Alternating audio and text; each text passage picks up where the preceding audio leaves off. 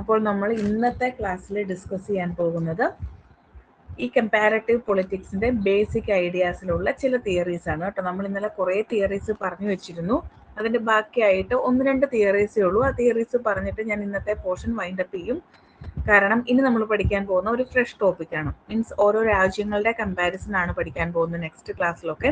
അപ്പോൾ നമുക്കത് പുതിയതായിട്ട് തന്നെ സ്റ്റാർട്ട് ചെയ്യാം. സോ ഇന്ന് ഈ ബേസിക് ആയിട്ടുള്ള ഐഡിയാസ് ഒക്കെ പറഞ്ഞ് നമുക്ക് നിർത്താം. ഓക്കെ, ഈ ഐഡിയാസ് ഒക്കെ ഇമ്പോർട്ടൻ്റ് ആണ് കേട്ടോ. ഞാൻ പഠിക്കാൻ പറഞ്ഞ പേഴ്സ്പെക്റ്റീവിൽ നിങ്ങളത് പഠിക്കണേ. കാരണം ഒരുപാട് ക്വസ്റ്റ്യൻസ് ഈ ഭാഗത്തു നിന്നും ചോദിച്ചു കണ്ടിട്ടുണ്ട്. സോ അതൊന്ന് പഠിച്ചു വെച്ചേക്കണേ. നെക്സ്റ്റ് നമ്മൾ എലൈറ്റ് തിയറി ആണ് പറയുന്നത്. എനിക്ക് തോന്നുന്നു മോഡേൺ പൊളിറ്റിക്കൽ അനാലിസിസിൽ നിർമ്മൽ സാർ ഓൾറെഡി ഇത് പഠിപ്പിച്ചിട്ടുണ്ടാകും. ഞാൻ ജസ്റ്റ് ഒന്ന് പറഞ്ഞു പോകാം. ഓക്കെ, അപ്പോൾ എലൈറ്റ് തിയറി, പല ആളുകൾ എലൈറ്റ് തിയറിയെ കുറിച്ച് പറയുന്നുണ്ട്. അതിൽ ഫസ്റ്റ് വൺ വിൽഫ്രെഡോ പരേറ്റോ ആണ്. പരേറ്റോയുടെ എലൈറ്റ് തിയറിയാണ്. എലൈറ്റ് തിയറി എന്ന് പറയുമ്പോഴേ നമ്മൾ ആദ്യമായിട്ട് നമ്മുടെ മൈൻഡിലേക്ക് വരുന്ന ആള് പരേറ്റോ ആണ് അല്ലേ. അപ്പോൾ അദ്ദേഹത്തിന്റെ ബുക്ക് ഓർത്ത് വെക്കാൻ വേണ്ടി എളുപ്പമാണ്, ദ മൈൻഡ് ആൻഡ് സൊസൈറ്റി. ഇത് ഇമ്പോർട്ടൻ്റ് ആണ്, ഇത് പഠിക്കണേ. The mind and society. അപ്പം ഞങ്ങളുടെ സാർ ഞങ്ങൾക്ക് പറഞ്ഞു തന്നൊരു ട്രിക്കാണ്. നമ്മൾ നോർമലി എന്താ പറയുക, പരട്ട മൈൻഡ് എന്ന് പറയാറില്ലേ? അങ്ങനെ നിങ്ങളുടെ നാട്ടിലൊക്കെ പറയാറുണ്ടോ? പരട്ട എന്ന ടേം യൂസ് ചെയ്യാറുണ്ടോ? പരട്ട എന്ന് പറയുന്ന ഒരു എന്ന് വെച്ചാൽ അങ്ങനെ ഒരു ടേം യൂസ് ചെയ്യാറുണ്ടോ? കേട്ടിട്ടുണ്ടോ? അതോ ഈ സദേൺ ഭാഗത്തേക്കുള്ളതാണോ എന്നറിയാൻ വേണ്ടിയിട്ടാണ്. ബ്രേക്ക് ആകുന്നുണ്ട്. ഇപ്പൊ ഓക്കെ ആണോ? ഇപ്പൊ ഓക്കെ ആയോ? നിങ്ങളുടെയൊക്കെ നാട്ടിൽ പരട്ട എന്ന് പറയുന്ന ഒരു വാക്ക് യൂസ് ചെയ്യാറുണ്ടോ? അങ്ങനെ ഒരു ടേം യൂസ് ചെയ്ത് കേട്ടിട്ടുണ്ടോ? പരട്ട കേട്ടിട്ടുണ്ടോ? മീൻസ് മോശം എന്നുള്ള രീതിയിലൊക്കെ നമ്മൾ പറയുന്നൊരു വാക്കാണ് അല്ലേ. അപ്പൊ അങ്ങനെ ഓർത്താൽ മതി. പരേറ്റോ, പരട്ട, മൈൻഡ്. പരേറ്റോ, മൈൻഡ്, പരട്ട, മൈൻഡ്, അങ്ങനെ ഓർത്ത് വെച്ചാൽ മതി. അപ്പം ബുക്കിന്റെ പേര് മാറിപ്പോവില്ല. The mind and society 1916 publish ചെയ്തതാണ്. വിൽഫ്രെഡോ പരേറ്റോ ആണ് ഓതർ. ഈ ഒരു ബുക്കിനകത്താണ് അദ്ദേഹം തന്റെ എലൈറ്റ് തിയറിയെ കുറിച്ച് പറഞ്ഞിട്ടുള്ളത്. The mind and society, Vilfredo Pareto elite തിയറിയെ കുറിച്ച് പറഞ്ഞിരിക്കുന്നത്. ഇനി അദ്ദേഹം പറയുന്നത്, ഒരു സൊസൈറ്റിയിൽ ഇൻഇക്വാളിറ്റി എന്ന് പറയുന്നത് ഇന്നെവിറ്റബിൾ ആണ്. അതായത് ഒഴിച്ചുകൂടാൻ പറ്റാത്ത ഒരു ഘടകമായിട്ടാണ് ഇൻഇക്വാളിറ്റിയെ പറയുന്നത്. എല്ലാ സൊസൈറ്റിയിലും ഒരു ഗ്രൂപ്പ് ഓഫ് ഇൻഡിവിജ്വൽസ് മറ്റുള്ള ആളുകളെക്കാളും കുറച്ച് സുപ്പീരിയർ ആയിട്ടാണ് എക്സിസ്റ്റ് ചെയ്യുന്നത്. ചിലപ്പോൾ അത് ടാലന്റിന്റെ ഭാഗമായിട്ടായിരിക്കും, നോളജിന്റെ ഭാഗമായിട്ടായിരിക്കും, ഇല്ലെങ്കിൽ വേറെ ഏതെങ്കിലുമൊക്കെ പേഴ്സ്പെക്റ്റീവിലായിരിക്കും ഒരു ഗ്രൂപ്പ് ഓഫ് ആളുകൾ സൊസൈറ്റിയിൽ ഒരു കുറച്ച് സുപ്പീരിയർ ആയിട്ടാണ് എക്സിസ്റ്റ് ചെയ്യുക. അതുകൊണ്ട് തന്നെ അത്തരത്തിൽ എക്സിസ്റ്റ് ചെയ്യുന്ന ആ ഗ്രൂപ്പിനെ ഒരു ക്ലാസ് ആയിട്ടും മറ്റുള്ള ജനങ്ങളെ ഒരു ക്ലാസ് ആയിട്ടുമാണ് അദ്ദേഹം ഡിവൈഡ് ചെയ്യുന്നത്. സോ അദ്ദേഹം സൊസൈറ്റി എങ്ങനെയാണ് രണ്ടായിട്ട് ഡിവൈഡ് ചെയ്യുന്നുണ്ട്. അതായത് സൊസൈറ്റിയിൽ 2 ക്ലാസ്സസ് ഉണ്ട് എന്നാണ് പരേറ്റോ പറയുന്നത്. അതിൽ ഫസ്റ്റ് ക്ലാസ് എന്ന് പറയുന്നത് ഹയർ സ്ട്രാറ്റം എന്ന് പറയും. ഹയർ സ്ട്രാറ്റത്തിൽ വരിക governing and non governing elite. അതായത് ആ ചോസൺ ഫ്യൂ ഉണ്ടല്ലോ, സൊസൈറ്റിയിൽ കുറച്ച് സുപ്പീരിയർ ആയിട്ട് നിൽക്കുന്ന ആ ഒരു വിഭാഗം ആളുകൾ, അവരെയാണ് governing and non governing elite എന്ന് വിളിക്കുക.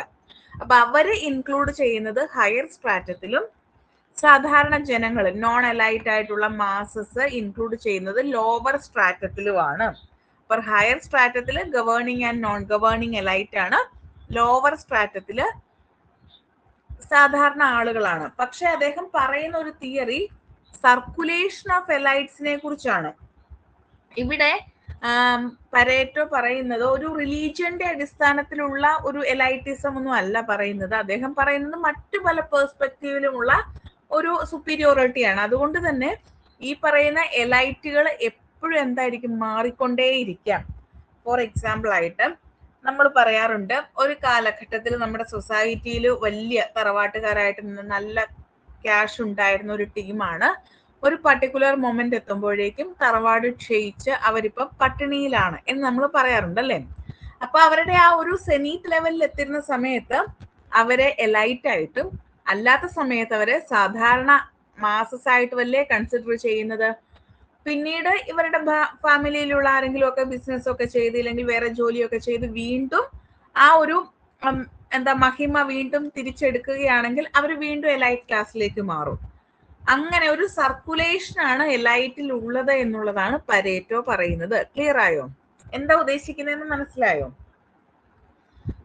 എന്താണ് സർക്കുലേഷൻ ഓഫ് എലൈറ്റ് കൊണ്ട് ഉദ്ദേശിക്കുന്നതെന്ന് മനസ്സിലായോ? അതായത് ഒരു സോഷ്യൽ സിസ്റ്റത്തിനനുസരിച്ചിട്ടാണ് എലൈറ്റ് സിസ്റ്റം പ്രവർത്തിക്കുന്നത്. അപ്പോൾ സോഷ്യൽ സ്റ്റേറ്റസ് മാറുന്നതനുസരിച്ചിട്ട് എലൈറ്റ് ആയിട്ടും നോൺ എലൈറ്റ് ആയിട്ടും മാറാനുള്ള സാധ്യതകൾ അവിടെ ഉണ്ട്. സോ എലൈറ്റ് എന്ന് പറയുന്നത് ഒരു സ്റ്റാറ്റിക് ആയിട്ടുള്ള ഒരു കോൺസെപ്റ്റ് അല്ല, ഇറ്റ്സ് ഡൈനാമിക്. അതുകൊണ്ട് തന്നെ അവിടെ ഒരു സർക്കുലേഷൻ ആണ് നടക്കുന്നത് എന്നുള്ളതാണ് പരേറ്റോ പറയുന്നത്. ക്ലിയർ ആയോ? മനസ്സിലായോ? ഐഡിയ എന്താണെന്ന് മനസ്സിലായോ? ഓക്കെ ആണോ? പരേറ്റോയുടെ സർക്കുലേഷൻ ഓഫ് എലൈറ്റ് ക്ലിയർ ആയോ? ഒന്നുകൂടി പറയണോ? ഞാൻ പറയുന്നത് ഓഡിബിൾ ആണോ?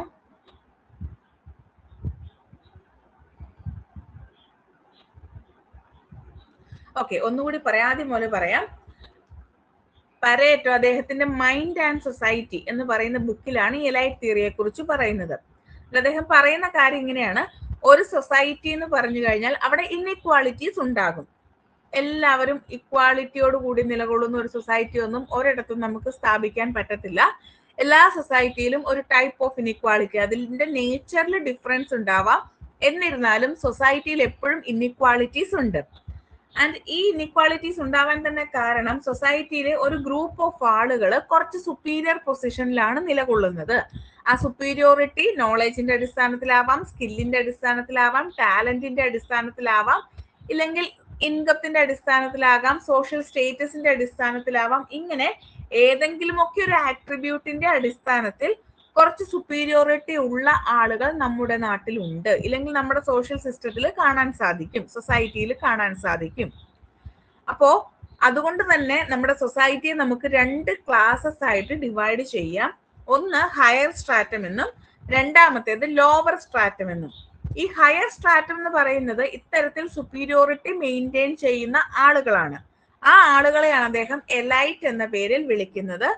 ഗവേണിംഗ് എലൈറ്റ്സും ഉണ്ട്, നോൺ ഗവേണിംഗ് എലൈറ്റ്സും ഉണ്ട്. ഇനി രണ്ടാമത്തെ വിഭാഗം എന്ന് പറയുന്നത് ലോവർ സ്ട്രാറ്റം ആണ്. ലോവർ സ്ട്രാറ്റം എന്ന് പറയുമ്പോൾ സാധാരണക്കാരായിട്ടുള്ള ആളുകളാണ് ലോവർ സ്ട്രാറ്റത്തിൽ വരിക. പിന്നെ അദ്ദേഹം പറയുന്ന ഒരു കോൺസെപ്റ്റ് സർക്കുലേഷൻ ഓഫ് എലൈറ്റ് ആണ്.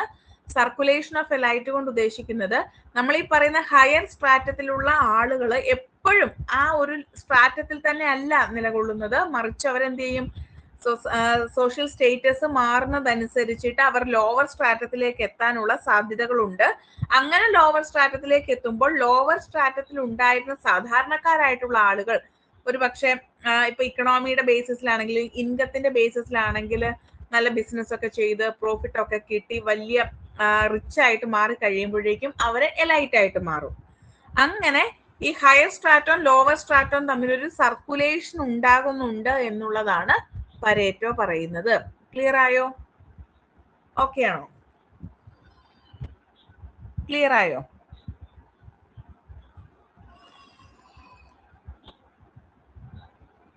എലൈറ്റിസ്റ്റുകൾ എന്ന് പറഞ്ഞു കഴിഞ്ഞാൽ സ്റ്റാറ്റിക് ആയിട്ടുള്ള കോൺസെപ്റ്റ് അല്ല, അതൊരു ഡൈനാമിക് കോൺസെപ്റ്റ് ആണ് എന്നുള്ളതൊന്ന് ഓർത്ത് വെച്ചാൽ മതി. നമ്മുടെ സൊസൈറ്റിയിലേക്ക് തന്നെ നോക്കിയാൽ മതി, നമുക്ക് കൂടുതലായിട്ട് ഇൻകത്തിന്റെ അടിസ്ഥാനത്തിൽ അത് പറയാൻ പറ്റും. നമ്മുടെ തൊട്ടടുത്തുള്ള റിച്ച് ആയി കഴിയുമ്പോൾ അവർക്ക് ഒരു സോഷ്യൽ സ്റ്റേറ്റസ് കൂടുതൽ കിട്ടത്തില്ല, ഇല്ലെങ്കിൽ അവരുടെ സ്റ്റാൻഡേർഡ് ഓഫ് ലിവിങ് കൂടത്തില്ലേ. മറിച്ച് ബിസിനസ് ഒക്കെ ചെയ്ത് പൊട്ടിപ്പാളീസ് ആയിട്ടുള്ള ഒരാളാണെങ്കിലോ അയാളുടെ സ്റ്റാൻഡേർഡ് ഓഫ് ലിവിങ് കുറയും അല്ലേ. അപ്പൊ അദ്ദേഹം നോർമൽ ലെവലിലേക്ക് അല്ലെങ്കിൽ ലോവർ സ്ട്രാറ്റത്തിലേക്ക് എത്തിപ്പെടും. ഇതാണ് സർക്കുലേഷൻ ഓഫ് എലൈറ്റ് കൊണ്ട് അദ്ദേഹം ഉദ്ദേശിക്കുന്നത്. ഓക്കെ ആണോ? ഞാൻ പറയുന്നത് ക്ലിയർ ആണല്ലോ അല്ലേ? കേൾക്കുന്നുണ്ടല്ലോ അല്ലേ?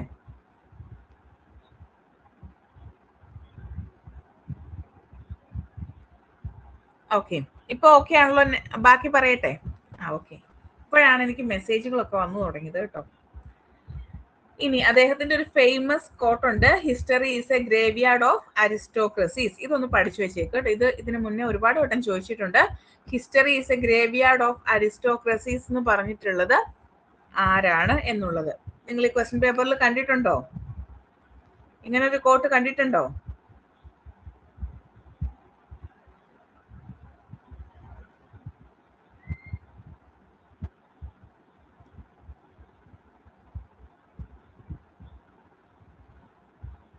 Okay, history is a graveyard of aristocracies എന്ന് പറഞ്ഞിരിക്കുന്നത് പരേറ്റോ ആണ് എന്നുള്ളതൊന്ന് ഓർത്ത് വെച്ചാൽ മതി. അതിന്റെ ഡീറ്റെയിൽ ആയിട്ടുള്ള എക്സ്പ്ലനേഷൻ ഒന്നും നിങ്ങൾക്ക് ആവശ്യമില്ല. ജസ്റ്റ് അതെന്താണെന്ന് ഉദ്ദേശിച്ചാൽ എന്ന് വെച്ചാൽ ആരാണ് പറഞ്ഞിരിക്കുന്നതെന്ന് മാത്രം ഉദ്ദേശിച്ചാൽ മതി.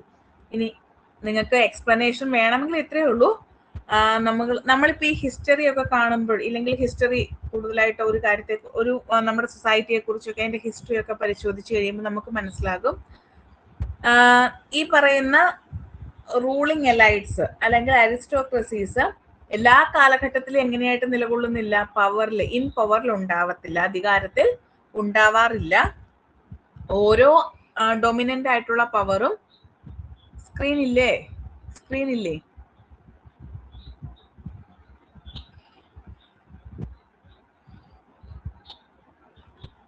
ഉണ്ട്. അപ്പം ജിഷ ഒന്ന് ലീവ് ചെയ്തിട്ട് ഒന്നുകൂടെ കയറാമോ?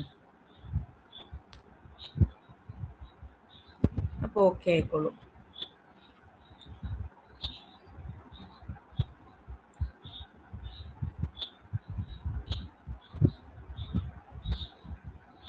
ഓക്കെ, നിങ്ങൾക്ക് history is a graveyard of aristocracies എന്നുള്ള ആ ഒരു കോൺസെപ്റ്റ് മാത്രം മതി. ഇതിന്റെ ഒരു ഡീറ്റെയിൽ എക്സ്പ്ലനേഷൻ വേണമെങ്കിൽ ഞാൻ ജസ്റ്റ് ഒന്ന് പറയാം. ഇത്രയേ ഉള്ളൂ. അദ്ദേഹം പറയുന്നത് എന്താണെന്ന് വെച്ചാൽ, നമ്മൾ ഹിസ്റ്ററി പരിശോധിച്ച് കഴിയുമ്പോൾ ഓരോ കാലഘട്ടത്തിലും ഓരോ എലൈറ്റുകളാണ് ആ ഒരു സൊസൈറ്റി റൂൾ ചെയ്യുന്നത്, ഇല്ലെങ്കിൽ അരിസ്റ്റോക്രസീസ് നമുക്ക് അവരെ വിളിക്കാം. പക്ഷെ ഈ അരിസ്റ്റോക്രാറ്റ്സുകളൊന്നും എന്ത് ചെയ്യത്തില്ല, എല്ലാ കാലഘട്ടത്തിലും അധികാരത്തിൽ ഉണ്ടാവാറില്ല. ഓരോ സമയത്തും ഓരോ ഡൊമിനന്റ് ആയിട്ടുള്ള റൂളിംഗ് ക്ലാസ്സുകളാണ് ഉണ്ടാവുക. സോ അങ്ങനെ നോക്കുമ്പോൾ ഈ ഹിസ്റ്ററി എന്ന് പറയുന്നത് ഇത്തരത്തിലുള്ള അരിസ്റ്റോക്രസീസ്, അതായത് ഒരു കാലഘട്ടത്തിലും പവറിൽ ഉണ്ടായിരുന്ന അരിസ്റ്റോക്രസീസിനെ കുറിച്ചുള്ള പഠനമാണ്. അതുകൊണ്ടാണ് history is a graveyard. Graveyard എന്ന് വെച്ചാൽ എന്താ? ഗ്രേവിയാർഡ് എന്ന് വെച്ചാൽ എന്താ? ഗ്രേവിയാർഡ് എന്ന് വെച്ചാൽ എന്താ?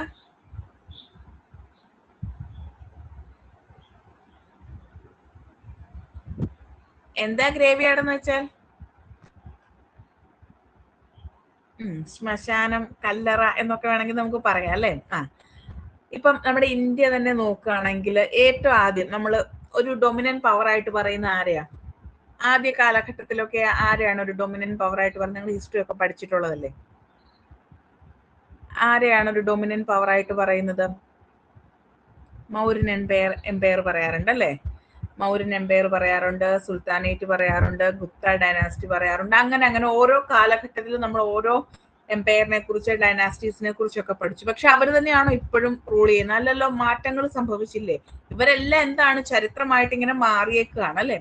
മീൻസ് അവർക്കിപ്പോ എക്സിസ്റ്റൻസ് ഇല്ല. അതുകൊണ്ടാണ് അദ്ദേഹം history is a graveyard of aristocracies എന്ന് വിളിച്ചിരിക്കുന്നത്. ഇതൊന്നും നിങ്ങൾ പഠിക്കാൻ വേണ്ടിയിട്ട് പറഞ്ഞതല്ല, ജസ്റ്റ് മനസ്സിലാക്കാൻ പറഞ്ഞതാണ്. ഈ ഒരു കോട്ട് മാത്രം പഠിച്ചു വെക്കുക, ഇത് പരേറ്റോയുടേതാണ് എന്ന് പഠിച്ചു വെക്കുക കേട്ടോ. ഇത്രയും ക്ലിയർ ആയല്ലോ? അടുത്ത പേജിലോട്ട് പോട്ടെ. ഇത്രയും ക്ലിയർ ആയോ? ഓക്കെ, ഇവിടെ ഞാൻ പറഞ്ഞിട്ടുണ്ട് എന്താണ് സർക്കുലേഷൻ ഓഫ് എലൈറ്റ് എന്ന് പറയുന്നത്. ഓൾറെഡി നമ്മൾ പറഞ്ഞതാണ്. എലൈറ്റ് ആൻഡ് നോൺ എലൈറ്റ് സ്ട്രാറ്റാസ് തമ്മിലുള്ള സർക്കുലേഷൻ ആണ് സർക്കുലേഷൻ ഓഫ് എലൈറ്റ് കൊണ്ട് ഉദ്ദേശിക്കുന്നത്. ഇനി അദ്ദേഹം പറയുന്ന ഒരു കോൺസെപ്റ്റ് ആണ് റെസ്യൂഡീസ് എന്ന് പറയുന്നത്. അത് ഒന്ന് ഓർത്ത് വെച്ചേക്കുക. അദ്ദേഹം ഫോക്സ് ആൻഡ് ലയൺ എന്ന് പറയുന്ന രണ്ട് കോൺസെപ്റ്റ് പറയാറുണ്ട്. അദ്ദേഹം 6 തരത്തിലുള്ള റെസ്യൂഡീസ് ആണ് പറയുന്നത്. ഒന്നാമത്തേത് റെസ്യൂഡീസ് ഓഫ് കോമ്പിനേഷൻ. കോമ്പിനേഷൻ എന്ന് വെച്ചാൽ ടെൻഡൻസി ടു ഇൻവെന്റ് ആണ്. ഇൻവെന്റ് എന്ന് വെച്ചാൽ എന്താ? പുതിയൊരു കാര്യം ഫൈൻഡ് ചെയ്യാനുള്ള നമ്മുടെ ആ ഒരു എന്താണ്, ക്യൂരിയോസിറ്റി. അതൊക്കെയാണ് നമുക്ക് എന്തായിട്ട് പറയാവുന്നത്? റെസ്യൂഡീസ് ഓഫ് കോമ്പിനേഷൻ എന്ന് പറയാവുന്ന ടെൻഡൻസി ടു ഇൻവെന്റ്. രണ്ടാമത്തേത് റെസ്യൂഡീസ് ഓഫ് പെർസിസ്റ്റൻസ് ആണ്. അത് ടെൻഡൻസി ടു കൺസോളിഡേറ്റ് ആണ്. അതിനെ ലയണുമായിട്ടാണ് കമ്പയർ ചെയ്തിരിക്കുന്നത്. ദെൻ റെസ്യൂഡീസ് ഓഫ് എക്സ്പ്രസീവ്നെസ് ആണ്. Tendency to express feelings. Residues of sociability, tendency to affiliate with others. Residues of integration, tendency to maintain a good self-image. Residues of sex, tendency to see social events in erotic terms. ഇങ്ങനെ 6 റെസ്യൂഡീസ് ഉണ്ടെന്നാണ് Pareto പറയുന്നത്. Okay, clear ആയല്ലോ? Pareto clear ആയോ? ഇത്രയും കാര്യങ്ങൾ പഠിച്ചാൽ മതി കേട്ടോ. ഒരു ഡീറ്റെയിലിങ്ങും വേണ്ട. ഈ ഒരു മെയിൻ പോയിന്റുകൾ മാത്രം നിങ്ങൾ നോക്കിയാൽ മതിയാവും. ഓക്കെ ആണല്ലോ? പരേറ്റോ ക്ലിയർ ആയോ? അടുത്ത ആളിലേക്ക് പോകട്ടെ.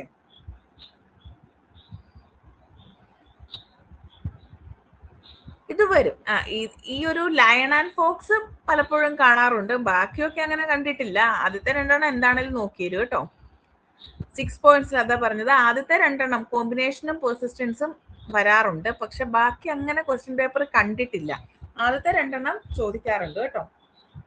എന്നാലും ജസ്റ്റ് ആ ടേമുകൾ ഒന്ന് മനസ്സിലാക്കി വെക്കുന്നത് നല്ലതാണ്. കാരണം ഇത്തവണ പാറ്റേൺ ഒക്കെ ചെറുതായിട്ട് മാറുന്നു എന്ന് പറയുന്നത് കേൾക്കുന്നുണ്ട്. അങ്ങനെയാണെങ്കിൽ നമുക്ക് കുറച്ചുകൂടെ ടഫ്നെസ് പ്രതീക്ഷിക്കാം. സോ ഒന്ന് വായിച്ചു വിട്ടേര് കേട്ടോ. ദെൻ രണ്ടാമത്തെ ആള് മോസ്കയാണ്. ലൈറ്റ് തിയറിക്ക് കോൺട്രിബ്യൂഷൻ നൽകിയിട്ടുള്ള രണ്ടാമത്തെ തിങ്കർ ആണ് മോസ്ക. അദ്ദേഹത്തിന്റെ ബുക്കിന്റെ പേര് ദ റൂളിംഗ് ക്ലാസ്. 1939 പബ്ലിഷ് ചെയ്തിരിക്കുന്നത്. അദ്ദേഹം ഇപ്പം സർക്കുലേഷൻ ഓഫ് എ ലൈറ്റ് എന്ന് പറയുന്ന ഒരു കോൺസെപ്റ്റ് പരേറ്റോ നൽകിയതുപോലെ തന്നെ അദ്ദേഹത്തിന്റെ കോൺസെപ്റ്റ് ആണ് പൊളിറ്റിക്കൽ ഫോർമുല. ഓർത്തു വെച്ചേക്കണേ, പൊളിറ്റിക്കൽ ഫോർമുല മോസ്കയാണ്. മോസ്കയുടെ ബുക്കിന്റെ പേര് ദ റൂളിംഗ് ക്ലാസ് എന്നുള്ളതാണ്. ഇനി അദ്ദേഹവും പറയുന്നത് ഇങ്ങനെ തന്നെയാണ്. ഒരു സൊസൈറ്റി എന്ന് വെച്ച് കഴിഞ്ഞാൽ 2 ക്ലാസ്സസ് അവിടെ എക്സിസ്റ്റ് ചെയ്യുന്നുണ്ട്. ഒരു റൂളിംഗ് ക്ലാസ്സും ഒരു റൂൾഡ് ക്ലാസ്സും. അതായത് നമ്മൾ ആദ്യം പറഞ്ഞ ഹയർ സ്ട്രാറ്റവും ലോവർ സ്ട്രാറ്റവും പോലെ തന്നെ മോസ്ക അതിനെ ഡിഫൈൻ ചെയ്തിരിക്കുന്നത് റൂളിംഗ് ക്ലാസ് എന്നും റൂൾഡ് ക്ലാസ്സസ് എന്ന പേരിലുമാണ് എന്ന് മാത്രം. ഇതില് റൂളിംഗ് ക്ലാസ് എന്ന് പറയുന്നത് മൈനോറിറ്റി ആയിരിക്കും, വിച്ച് മീൻസ് ചോസൺ ഫ്യൂ ആയിരിക്കും. ആൻഡ് ഈ മൈനോറിറ്റി ക്ലാസിന്റെ കയ്യിൽ അല്ലെങ്കിൽ ഈ റൂളിംഗ് ക്ലാസിന്റെ കയ്യിലാണ് എല്ലാ പൊളിറ്റിക്കൽ ഫങ്ഷൻസും ഉള്ളത്. അവരായിരിക്കും അധികാരം ഹാൻഡിൽ ചെയ്യുന്നത്. ബാക്കിയുള്ളവരെ കൺട്രോൾ ചെയ്യുന്നത് ഈ പറയുന്ന റൂളിംഗ് ക്ലാസ് ആയിരിക്കും എന്നുള്ളതാണ്. ഓക്കെ,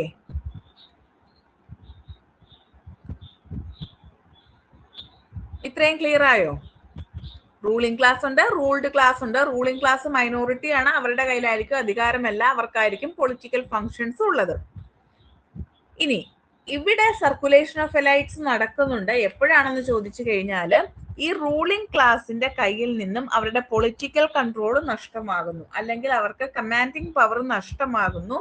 ജനങ്ങൾക്ക് വാല്യൂബിൾ ആയിട്ടുള്ള സർവീസസ് നൽകാൻ സാധിക്കാതെ വരുന്നു. ഇങ്ങനത്തെ സാഹചര്യങ്ങളിലൊക്കെ റൂളിംഗ് ക്ലാസ് എന്തായി മാറും? റൂൾഡ് ക്ലാസ്സിലേക്ക് ചേഞ്ച് ആവാനുള്ള സാധ്യതയുണ്ട്. ഇതിനൊരു ബെസ്റ്റ് എക്സാമ്പിൾ ഞാൻ പറഞ്ഞു തരട്ടെ. വെരി റീസെന്റ് നമുക്ക് ഇവിടെ ഒരു ഇലക്ഷൻ കണ്ടക്ട് ചെയ്തിരുന്നു സ്റ്റേറ്റ് ലെജിസ്ലേറ്റീവ് അസംബ്ലിയിലേക്ക്, അല്ലേ? അതുവരെ ഉണ്ടായിരുന്ന ആ പൊളിറ്റിക്കൽ പാർട്ടി ഏതാണെന്നൊന്നും ഞാൻ പറയുന്നില്ല, പൊളിറ്റിക്കൽ പാർട്ടിയുടെ ഡോമിനേഷൻ നഷ്ടപ്പെട്ടു. കാരണം എന്താണ്? ജനങ്ങൾക്ക് പാർട്ടിയിൽ വിശ്വാസം ഇല്ലാതായി, അല്ലേ? സോ അവരെന്ത് ചെയ്തു? നെക്സ്റ്റ് ആളെ ചൂസ് ചെയ്തു. ഇനിയെങ്കിലും നമ്മൾക്ക് വാല്യുബിൾ ആയിട്ടുള്ള സർവീസസ് ലഭ്യമാകും എന്ന വിശ്വാസത്തോടെ നെക്സ്റ്റ് ഗ്രൂപ്പിലേക്ക് എന്ത് ചെയ്തു? അധികാരം ഹാൻഡ് ഓവർ ചെയ്തു. ഒരു 5 വർഷം കഴിയുമ്പോൾ അല്ലെങ്കിൽ ഒരു 10 വർഷം കഴിയുമ്പോൾ ഇവരും ഡിസപ്പോയിന്റഡ് ആയിട്ടാണ് നിലകൊള്ളുന്നത് എങ്കിൽ വീണ്ടും എന്ത് ചെയ്യും? ആദ്യത്തെ പൊളിറ്റിക്കൽ പാർട്ടിയിലേക്ക് തന്നെ അധികാരം കൈമാറ്റം ചെയ്യപ്പെടും. സോ അവിടെ എന്ത് നടക്കുന്നു? ഒരു സർക്കുലേഷൻ ഓഫ് എലൈറ്റ്സ് നടക്കുന്നില്ലേ? ആ ഒരു കാര്യം തന്നെയാണ് മോസ്ക ഇവിടെ പറഞ്ഞിരിക്കുന്നത്. ക്ലിയർ ആയോ? ക്ലിയർ ആയോ? ഓക്കെ ആണോ? ക്ലിയർ ആയോ? ഓക്കെ. അടുത്തത് റോബർട്ട് മിച്ചൽസ് ആണ്. റോബർട്ട് മിച്ചൽസിന്റെ തിയറിയുടെ പേര് അയൺ ലോ ഓഫ് ഒളിഗാർക്കി എന്നാണ്. അദ്ദേഹത്തിന്റെ ബുക്ക്, അതായത് ഈ അയൺ ലോ ഓഫ് ഒളിഗാർക്കിയെ കുറിച്ച് പറഞ്ഞിരിക്കുന്ന ബുക്കാണ് political parties, a sociological study of the oligarchical tendencies of modern democracy, published in 1911.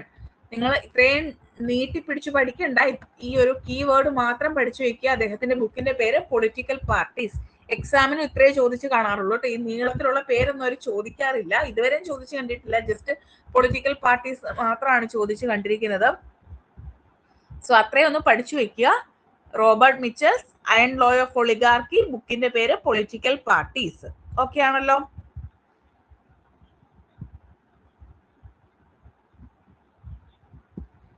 ഇനി എല്ലാ ഓർഗനൈസേഷൻസിലും ഒരു ചോസൺ ഫ്യൂ ആയിട്ടുള്ള ആളുകളായിരിക്കും പവർ ഹാൻഡിൽ ചെയ്യുന്നതെന്നാണ് മിച്ചൽസ് പറയുന്നത്. അതിന് അദ്ദേഹത്തിന് ഒളിഗാർക്കി എന്നാണ് വിളിക്കുന്നത്. ആ എലൈറ്റ് ഫ്യൂവിനെ ഇല്ലെങ്കിൽ ആ ചോസൺ ഫ്യൂവിനെ അദ്ദേഹം വിളിക്കുന്നതാണ് ഒളിഗാർക്കി എന്ന പേരിൽ. ഓക്കെ, ഒളിഗാർക്കി എന്ന പേരിലാണ് ആ ചോസൺ ഫ്യൂവിനെ. ഓരോരുത്തരും ഓരോ പേരിട്ട് വിളിക്കുന്നു, എല്ലാത്തിന്റെയും കണ്ടന്റ് സെയിം ആണ് കേട്ടോ. ആ ചോസൺ ഫ്യൂവിനെ അദ്ദേഹം വിളിക്കുന്ന പേരാണ് oligarchy. And majority of human beings are apathetic, indolent and slavish, incapable of self government. അതായത് നമ്മുടെ സൊസൈറ്റിയിലുള്ള ഓൾമോസ്റ്റ് എല്ലാ ആളുകളും എങ്ങനെയാണ്, ഒരു സ്ലേവിഷ് ആറ്റിറ്റ്യൂഡ് ഉള്ളവരാണ്. അതായത് മറ്റൊരാൾ ചെയ്തു തന്നാൽ അതുകൊണ്ട് സന്തോഷത്തോടെ ജീവിക്കുന്ന ആളുകൾ, അല്ലെങ്കിൽ നമുക്കൊരു സെൽഫ് ഗവൺമെന്റിന് കപ്പാസിറ്റി ഇല്ലാത്ത, അല്ലെങ്കിൽ കാര്യങ്ങളൊക്കെ കൈകാര്യം ചെയ്യാൻ അറിയത്തില്ലാത്ത, താല്പര്യമില്ലാത്ത ഒരു ഗ്രൂപ്പ് ഓഫ് ആളുകളാണ് നമ്മുടെ സൊസൈറ്റിയിൽ ഉള്ളത്. അതുകൊണ്ട് തന്നെ എന്ത് ചെയ്യും, നല്ല കേപ്പബിൾ ആയിട്ടുള്ള ലീഡേഴ്സിനെ നമ്മൾ എപ്പോഴും എന്ത് ചെയ്തുകൊണ്ടിരിക്കും, ഡിപ്പെൻഡ് ചെയ്തുകൊണ്ടിരിക്കും. ആ ലീഡേഴ്സിനെയാണ് നമ്മൾ എന്ത് പറയുന്നത്, ഒളിഗാർക്കിക്കൽ സിസ്റ്റത്തിലെ ഉള്ളവർ എന്ന് പറയുന്നത്. ആൻഡ് നമ്മൾ തന്നെ എന്ത് ചെയ്യാണ്, നമ്മുടെ ആ ഒരു കപ്പാസിറ്റി, ഇല്ലെങ്കിൽ നമ്മളെ ഭരിക്കാനുള്ള ഒരു കപ്പാസിറ്റി അവർക്ക് നമ്മൾ തന്നെ നൽകുകയാണ് എന്നുള്ളതാണ് മിച്ചൽസ് പറയുന്നത്. ക്ലിയർ ആയോ? ക്ലിയർ ആയോ? അതായത് നമുക്കെല്ലാം എളുപ്പത്തിൽ വേണം, അതുകൊണ്ട് നമ്മൾ എന്ത് ചെയ്യുന്നു, ഒരു ചോസൺ ഫ്യൂവിന്റെ കയ്യിലേക്ക് അധികാരം നൽകുന്നു. ക്ലിയർ ആയോ? ഓക്കെ ആണോ? മിച്ചൽസ് ഓക്കെ ആണോ? ഇനി ഈ പറഞ്ഞ കാര്യങ്ങളൊക്കെ ഞാനൊരു ടേബിൾ ആയിട്ട് അറേഞ്ച് ചെയ്തിരിക്കുകയാണ്. പരേറ്റോയുടെ ബുക്കിന്റെ പേര് മൈൻഡ് ആൻഡ് സൊസൈറ്റി. ഞാൻ പറഞ്ഞ പോലെ പരട്ട മൈൻഡ് എന്ന് ഓർത്താൽ മതി കേട്ടോ. Pareto, mind and society. കോൺസെപ്റ്റുകള് സർക്കുലേഷൻ ഓഫ് എലൈറ്റ്സും തിയറി ഓഫ് ഒപ്റ്റിമാലിറ്റി ആണ്. ദെൻ മോസ്ക, റൂളിംഗ് ക്ലാസ്, അദ്ദേഹത്തിന്റെ ഐഡിയാസ്, പൊളിറ്റിക്കൽ ക്ലാസും നോൺ പൊളിറ്റിക്കൽ ക്ലാസും. ഓർത്തോണം കേട്ടോ, പൊളിറ്റിക്കൽ ഫോർമുല അതാണ് കേട്ടോ അതുകൊണ്ട് ഉദ്ദേശിക്കുന്നത്, ഓർത്തോണേ. Then Robert Michels, political parties ആണ് ബുക്കിന്റെ പേര്. അയൺ ലോ ഓഫ് ഒളിഗാർക്കി ആണ്. അടുത്തൊരാള്, ഇത് റിപ്പീറ്റഡ് ക്വസ്റ്റൻ ആണ് കേട്ടോ, വളരെ വളരെ റിപ്പീറ്റഡ് ക്വസ്റ്റൻ ആണ്. C Wright Mills, the power elite. 3 power എലൈറ്റ്സുകളെ കുറിച്ചാണ് അദ്ദേഹം പറയുന്നത്. Political elite, economic elites, military elites. ഇതിനെ ഡീറ്റെയിൽ ചെയ്ത് നമ്മളിപ്പോ പഠിക്കും കേട്ടോ. Then James Burnham, the managerial revolution എന്നാണ് അദ്ദേഹത്തിന്റെ ബുക്കിന്റെ പേര്. റോബർട്ട് പുട്നാം, ഈ ബുക്കും റിപ്പീറ്റഡ് ആയിട്ട് ചോദിക്കുന്നതാണ്. ബൗളിംഗ് എലോൺ എഴുതിയത് ആരാണ്? റോബർട്ട് പുട്നാം. അതുപോലെ തന്നെ സോഷ്യൽ ക്യാപിറ്റൽ എന്ന കോൺസെപ്റ്റ് മുന്നോട്ട് കൊണ്ടുവന്നത് എലൈറ്റ് തിങ്കർ ആരാണ്? അത് റോബർട്ട് പുട്നാം ആണ്. ഇത്രയും ഓക്കെ ആയോ? ഇത്രയും ക്ലിയർ ആയോ? ഓക്കെ ആണല്ലോ അല്ലെ? ഇനി കണ്ടംപററി തിങ്കേഴ്സ് ആണ് വരുന്നത്. എലൈറ്റ് തിയറിയുമായി റിലേറ്റഡ് ആയിട്ടുള്ള contemporary thinkers: Joseph Schumpeter, C Wright Mills, William Domhoff, James Burnham, Robert Putnam, Thomas Dye. പക്ഷെ ഇതിലൊന്നും ഈ ലാസ്റ്റ് പറഞ്ഞ ആളുകളുടെ പേരൊന്നും നമ്മളോട് ഇതുവരെ ചോദിച്ചിട്ടില്ല കേട്ടോ. ഇവിടം വരെയൊക്കെ ചോദിച്ചിട്ടുണ്ട്, അതിനുശേഷമുള്ള ആളുകളെ ഒന്നും ഇതുവരെയും ചോദിച്ചിട്ടില്ല. ആ ഒരു ഓർഡറിൽ തന്നെയാണ് നമ്മളിവിടെ ആഡ് ചെയ്തിരിക്കുന്നത്. പക്ഷെ ഒന്ന് വായിച്ചേക്കുക, ഇൻ കേസ് ഓപ്ഷനിൽ കണ്ടു കഴിഞ്ഞാൽ ഈ പേര് നമുക്ക് ഫെമിലിയർ ആവണം, അതുകൊണ്ടൊന്ന് വായിച്ചേക്കുക കേട്ടോ. അതൊരു പ്രശ്നമാണ്. പക്ഷെ നിങ്ങൾ എന്ത് ചെയ്യുക, ഇവിടെ നിങ്ങൾ ഈ ഷുംപീറ്റർ എന്നുള്ള പേര് മാത്രം പഠിച്ചാൽ മതി. ദെൻ സി റൈറ്റ് മിൽസ്, ഡോംഹോഫ്, ഈ സെക്കൻഡ് നെയിമുകളാണ് കൂടുതലായിട്ടും ചോദിക്കുക. ബേൺഹാം, പുട്നാം, അങ്ങനെ ഡൈ, അത്രയും വരെ പഠിച്ചു വയ്ക്കുക കേട്ടോ. ഈ 6 എണ്ണം വരെ പഠിച്ചു വയ്ക്കുക. ബാക്കി നിങ്ങൾ ഒട്ടും പഠിക്കാൻ പറ്റുന്നില്ലെങ്കിൽ സ്കിപ്പ് ചെയ്യാം. പക്ഷെ ഈ 6 എണ്ണം നിങ്ങൾ എങ്ങനെയും ഒന്ന് പഠിക്കുക, എഴുതി പഠിക്കോ, എങ്ങനെയും ഒന്ന് പഠിച്ചു വയ്ക്കുക കേട്ടോ. എന്തെങ്കിലും കോഡ് ഉപയോഗിച്ച് പഠിക്കോ. ജസ്റ്റ് ക്വസ്റ്റ്യൻ പേപ്പറിൽ കാണുമ്പോൾ നമുക്ക് അതൊന്ന് ആൻസർ ചെയ്യാൻ പറ്റിയാൽ മതി, അല്ലാതെ നിങ്ങൾ ബൈഹാർട്ട് ചെയ്യാന്നല്ല ഞാൻ ഉദ്ദേശിക്കുന്നത് കേട്ടോ. നമുക്ക് ഫെമിലിയർ ആവണം. എലൈറ്റ് തിയറിസ്റ്റ് ആണോ എന്ന് ചോദിക്കുമ്പോൾ നമുക്ക് പറയാൻ പറ്റണോ ആണോ അല്ലയോ എന്നുള്ളത്, അത്രേ ഉള്ളൂ. ഓക്കെ, കാരണം നമ്മുടെ ആ ഒരു സിസ്റ്റം അനുസരിച്ച് which one of the following are belong to elite theory, അല്ലെങ്കിൽ എലൈറ്റ് തിയറിസ്റ്റുകൾ എന്നൊക്കെ പറഞ്ഞ് ഇങ്ങനെ ചോദിക്കാം. അങ്ങനെ ചോദിച്ചു കഴിഞ്ഞാൽ നമുക്ക് ആൻസർ ചെയ്യാൻ പറ്റണമല്ലോ, അതുകൊണ്ടാണ് കേട്ടോ. സോ നമുക്ക് അടുത്തൊരു ഇമ്പോർട്ടന്റ് കോൺസെപ്റ്റ് ആണെന്ന് ഞാൻ പറഞ്ഞിരുന്നല്ലോ, പവർ എലൈറ്റ്. അതിനെ കുറിച്ച് പഠിക്കാം. ഈ സി റൈറ്റ് മിൽസ് ആണ് പവർ എലൈറ്റ് എന്ന് പറയുന്ന കോൺസെപ്റ്റ് കൊണ്ടുവരുന്നത്. അദ്ദേഹത്തിന്റെ ബുക്കിന്റെ പേര് അത് തന്നെയാണ് കേട്ടോ, 1959. അതിൽ അദ്ദേഹം USA ആണ് കേട്ടോ ബേസ് ആക്കി എടുത്തിരിക്കുന്നത്. മീൻസ് അദ്ദേഹം USA ഡിസ്ട്രിബ്യൂഷൻ ഓഫ് പവറിനെ കുറിച്ചാണ് പറയുന്നത്. അദ്ദേഹം പറയുന്നത് എപ്പോഴും ഇക്കണോമിക് എലൈറ്റ് ആണ് നല്ലതെന്നാണ് അദ്ദേഹം പറയുന്നത്. കാരണം ബാക്കിയുള്ള ഈ ഇപ്പൊ നമ്മൾ പഠിച്ച കുറെ എലൈറ്റ് തിയറിസ്റ്റുകൾ പറഞ്ഞിട്ടുള്ള തിയറികളുണ്ടല്ലോ, അതെല്ലാം എന്താണ്, ചില എലൈറ്റുകൾക്ക് മാത്രം, അല്ലെങ്കിൽ സുപ്പീരിയർ ട്രേഡ്സ് കൊടുക്കുന്ന തിയറിയാണ് ബാക്കി പറയുന്നതൊക്കെ. എന്നാൽ ഇക്കണോമിക് എലൈറ്റ് ആണ് ഇമ്പോർട്ടൻസ്, ഇക്കണോമിക് എലൈറ്റിനാണ് ഇമ്പോർട്ടൻസ് കൊടുക്കേണ്ടതെന്നാണ് സി റൈറ്റ് മിൽസ് പറയുന്നത്. കാരണം എന്താന്ന് ചോദിച്ചു കഴിഞ്ഞാൽ, അവർ സൊസൈറ്റി റൂൾ ചെയ്യുന്നത് എന്തിന്റെ അടിസ്ഥാനത്തിലാണ്? അവർക്ക് അവരുടെ ഇൻസ്റ്റിറ്റ്യൂഷണൽ പൊസിഷൻസിന്റെ അടിസ്ഥാനത്തിലാണ് അവര് സൊസൈറ്റി റൂൾ ചെയ്യുന്നത്. ബാക്കിയുള്ളവരൊന്നും ഇൻസ്റ്റിറ്റ്യൂഷണൽ പൊസിഷൻസിന്റെ അടിസ്ഥാനത്തിലല്ല അല്ലേ. ഇൻസ്റ്റിറ്റ്യൂഷണൽ പൊസിഷൻസിന്റെ അടിസ്ഥാനത്തിലാണ് ഇക്കണോമിക് എലൈറ്റ് സൊസൈറ്റി റൂൾ ചെയ്യുക. അതുകൊണ്ട് തന്നെ അവർക്കാണ് പ്രാധാന്യം കൊടുക്കേണ്ടതെന്നുള്ളതാണ് സി റൈറ്റ് മിൽസ് പറയുന്നത്. ഇനി അദ്ദേഹം പറയുന്നത് 3 തരത്തിലുള്ള എലൈറ്റുകളെ കുറിച്ചാണ്. ഒന്നാമത്തേത് പവർ എലൈറ്റ് എന്ന് പറയുന്ന 3 എണ്ണം ഉണ്ട്. ഒന്ന് corporate elite, then military elite, political elite. ഈ കോർപ്പറേറ്റ് എലൈറ്റ് ആണ് നമ്മൾ ഈ ഇക്കണോമിക് എലൈറ്റ് എന്നൊക്കെ പറഞ്ഞില്ലേ, CEOs, company presidents, major shareholders, അവരൊക്കെയാണ് ഇക്കണോമിക് എലൈറ്റ് ആയിട്ട് വരുന്നത്. ദെൻ പൊളിറ്റിക്കൽ എലൈറ്റ് എന്ന് പറഞ്ഞാൽ senior political leadership, elected officials ഒക്കെയാണ് ഈ കാറ്റഗറിയിൽ വരിക. മിലിറ്ററി എലൈറ്റ് എന്ന് പറയുമ്പോൾ സീനിയർ മിലിറ്ററി ഓഫീസേഴ്സ്, ജോയിന്റ് ചീഫുകൾ, അങ്ങനെയുള്ള മിലിറ്ററി പൊസിഷൻസ് ആണ് മിലിറ്ററി എലൈറ്റിനകത്ത് വരിക. ദെൻ ഇവരുടെ എല്ലാവരുടെയും കൂടി ഒരു കോമ്പിനേഷൻ ആയിരിക്കും എലൈറ്റുകൾ എന്ന് പറയുന്നത്, പവർ എലൈറ്റ് എന്ന് പറയുന്നത്. അതാണ് സി റൈറ്റ് മിൽസിന്റെ ഐഡിയ. ക്ലിയർ ആയോ? ക്ലിയർ ആയോ? ഓക്കെ ആണോ?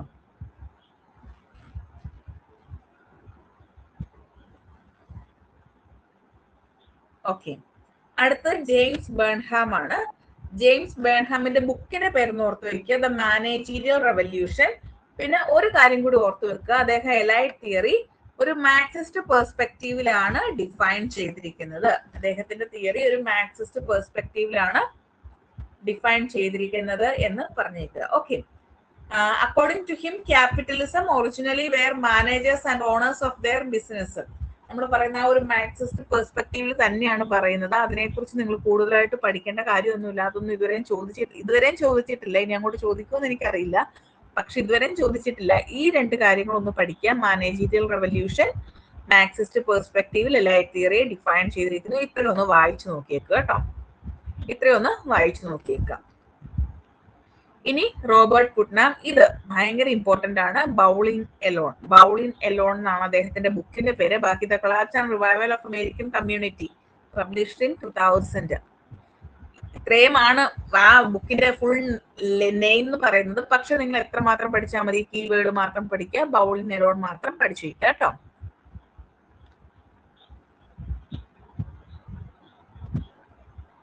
ഇനി തോമസ് ഡൈയുടെ ബുക്കിന്റെ പേര് ടോപ്പ് ഡൗൺ പോളിസി മേക്കിംഗ് 2001. ഇതൊക്കെ ലെസ് ഇമ്പോർട്ടന്റ് ആയിട്ടുള്ള ആളുകളാണ്. അതുകൊണ്ടാണ് അവരുടെ തിയറി ഒന്നും നമ്മൾ ഒരുപാട് പഠിക്കാത്തത് കേട്ടോ.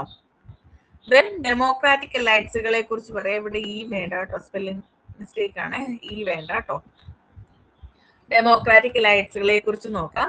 അതായത് അദ്ദേഹത്തിന്റെ തിയറിയിൽ അദ്ദേഹം പറയുന്ന ഡെമോക്രസി എന്ന് പറയുന്നത് ഇല്ലെങ്കിൽ എന്താ, സാധാരണ ക്ലാസിക്കൽ എലൈറ്റ് തിയറിസ്റ്റുകൾ കൺസിഡർ ചെയ്യുന്നത് പോലെ ഡെമോക്രസി ഒരു മിത്തായിട്ടല്ല ഈ ഒരു കോണ്ടെക്സ്റ്റിൽ കാണുന്നത്.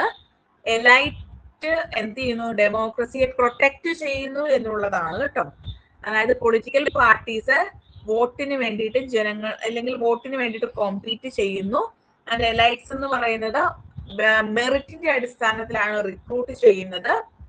അതില് ഈ പറയുന്ന എലൈറ്റ്സിനെ കണ്ടുപിടിക്കുന്നതിന് വേണ്ടിയിട്ട് മാസിന് പാർട്ടിസിപ്പേറ്റ് ചെയ്യുക. അതായത് ഇത്രയുള്ള ഒരു ഡെമോക്രസി എങ്ങനെയാണ് അത് മാത്രം നോക്കുക. നമ്മുടെ ഒരു ഡെമോക്രാറ്റിക് സിസ്റ്റം എങ്ങനെയാണ്? നമ്മുടെ ഡെമോക്രാറ്റിക് സിസ്റ്റം എന്ന് പറഞ്ഞു കഴിഞ്ഞാൽ നമ്മുടെ കാൻഡിഡേറ്റ്സിനെ ഇല്ലെങ്കിൽ ഇലക്ഷൻ നിൽക്കുന്ന കാൻഡിഡേറ്റ്സിനെ ചൂസ് ചെയ്യുന്നു, നമ്മൾ അവർക്ക് വോട്ട് ചെയ്യുന്നു, ഏറ്റവും കൂടുതൽ വോട്ട് കിട്ടുന്നയാള് ജയിക്കുന്നു. That is based on merit എന്ന് പറയുന്നത്. ഏറ്റവും കൂടുതൽ വോട്ട് കിട്ടുന്നയാൾ ജയിക്കുന്നു. നമ്മളോടൊപ്പം തന്നെ നിന്നുകൊണ്ട് അല്ലെങ്കിൽ നമ്മുടെ MLA ആയിട്ടോ MP ഒക്കെ ആയിട്ട് നിന്ന് നമ്മുടെ ആവശ്യങ്ങൾ ചോദിച്ചറിഞ്ഞ് നമ്മളെയും കൂടെ പാർട്ടിസിപ്പേറ്റ് ചെയ്യിപ്പിച്ചുകൊണ്ട് സൊസൈറ്റി റൂൾ ചെയ്യുന്നു. ആ ഒരു പെർസ്പെക്റ്റീവ് അല്ലേ നമ്മുടെ ഡെമോക്രാറ്റിക് സിസ്റ്റം എന്ന് പറയുന്നത്. അതുപോലെ തന്നെയാണ് ഡെമോക്രാറ്റിക് എലൈറ്റ്സിനെ കുറിച്ച് പറയുക. ഡെമോക്രസി പ്രൊട്ടക്ട് ചെയ്യുന്നതിനുള്ള ഒരു വിഭാഗം ആളുകളാണ്. ആൻഡ് മാസത്തിന്റെ വോട്ട് നേടിയിട്ടാണ് വോട്ടിന് വേണ്ടിയിട്ട് കോമ്പീറ്റ് ചെയ്യുന്ന പൊളിറ്റിക്കൽ പാർട്ടീസ് ഇതിന് എക്സാമ്പിൾ ആയിട്ട് വരുന്നു. മെറിറ്റ് സിസ്റ്റത്തിന് അടിസ്ഥാനത്തിലായിരിക്കും എലൈറ്റ്സിനെ ചൂസ് ചെയ്യുക. അവര് ജനങ്ങളുടെ പാർട്ടിസിപ്പേഷനോട് കൂടിയാണ് റൂളിംഗ് നടത്തുക എന്നുള്ളതാണ്. ക്ലിയർ ആയോ? ഡെമോക്രാറ്റിക് എലൈറ്റ്സ് എന്താണെന്ന് മനസ്സിലായോ? തോമസ് ഡൈയുടെ കോൺസെപ്റ്റ് ആണേ. ക്ലിയർ ആയോ? ഓക്കെ ആണോ? ഇതൊക്കെ പ്രസന്റ് നമ്മുടെ ഇപ്പോഴത്തെ ഈ സെനേറിയോ ആയിട്ട് നിങ്ങൾ റിലേറ്റ് ചെയ്താൽ മതി. അപ്പൊ നിങ്ങൾക്ക് പഠിക്കാൻ നല്ല എളുപ്പമായിരിക്കും കേട്ടോ. അത് നിങ്ങൾ കാണാതെ പഠിക്കേണ്ട കാര്യമില്ലല്ലോ, ജസ്റ്റ് ഐഡിയ മനസ്സിലാക്കിയാൽ മതി. ഓക്കെ ആണല്ലോ അല്ലെ? അടുത്തത് കാൾ മാൻഹേം ആണ്. അദ്ദേഹത്തിന്റെ ബുക്ക് ഒരുപാട് വട്ടം ചോദിച്ചിട്ടുണ്ട്. ഐഡിയോളജി ആൻഡ് യൂട്ടോപ്യ 1929 പബ്ലിഷ് ചെയ്തിരിക്കുന്നതാണ്. ഇനി അദ്ദേഹം പറയുന്ന അനുസരിച്ചിട്ട് ഈ എലൈറ്റുകള് നമ്മുടെ ഡിസിഷൻസിൽ ഇല്ലെങ്കിൽ പോളിസി ഡിസിഷൻസ് എടുക്കുകയാണെങ്കിൽ അതിനർത്ഥം അത് ഡെമോക്രാറ്റിക് ആണ് എന്നുള്ളതല്ല എന്നുള്ളതാണ് അദ്ദേഹം പറയുന്നത് കേട്ടോ. അതായത് ഡിസിഷൻ മേക്കിങ്ങിൽ എലൈറ്റ്സുകൾ പങ്കാളികളാവുകയാണെങ്കിൽ അതിനർത്ഥം സൊസൈറ്റി എന്ന് പറയുന്നത് ഡെമോക്രാറ്റിക് ആണ് എന്നതുകൊണ്ട് അർത്ഥമില്ല.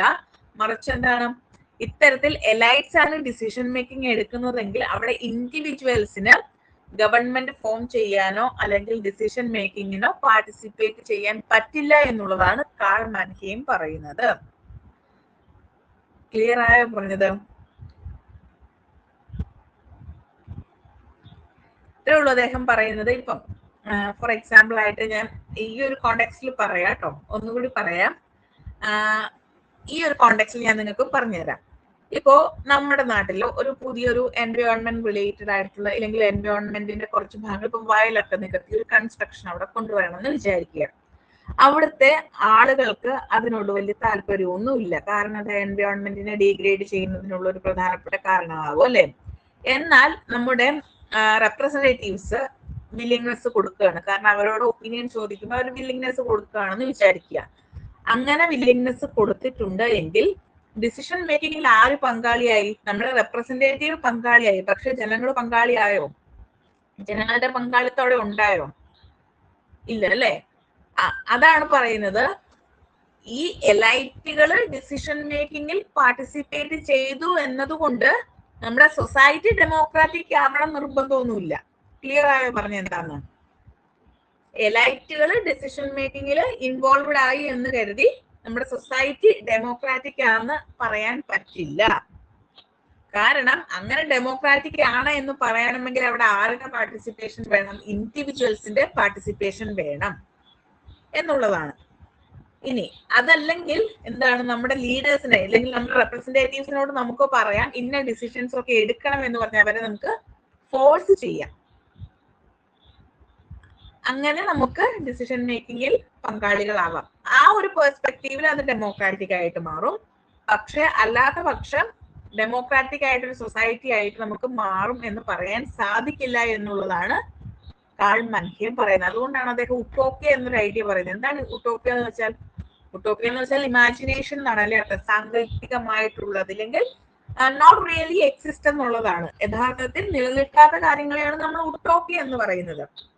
അപ്പോ ഇവിടെ എന്താ പറഞ്ഞ, ഒരു ഡെമോക്രാറ്റിക് സൊസൈറ്റി ആയിട്ട് ഒരു സിസ്റ്റം നിലകൊള്ളണമെങ്കിൽ അവിടെ ആരുടെ റോള് വേണം? പീപ്പിളിന്റെ റോള് വേണം. അതില്ലാത്ത പക്ഷം അതൊരു ഉട്ടോപ്യൻ ഐഡിയ ആയിട്ട് മാറും എന്നുള്ളതാണ് അദ്ദേഹം പറയുന്നത്. ക്ലിയർ ആയോ? ഇപ്പൊ ക്ലിയർ ആയോ? പക്ഷെ ഇതൊന്നും നിങ്ങളോട് എക്സാമിന് ചോദിക്കാൻ ഒരു സാധ്യതയില്ല. നിങ്ങൾ ഇത്രയും മാത്രം പഠിച്ചു വയ്ക്കുക. കാൾ മാൻഹേം ഐഡിയോളജി ആൻഡ് യൂട്ടോപ്യ ബുക്കിന്റെ പേര്. ഓക്കെ, ഡൗട്ട് ഉണ്ടെങ്കിൽ ചോദിക്കണേ. ഇതൊക്കെ ഇത്തിരി കോംപ്ലിക്കേറ്റഡ് ആണെന്ന് എനിക്കറിയാം. ഡൗട്ട് ഉണ്ടെങ്കിൽ ചോദിക്കണേ.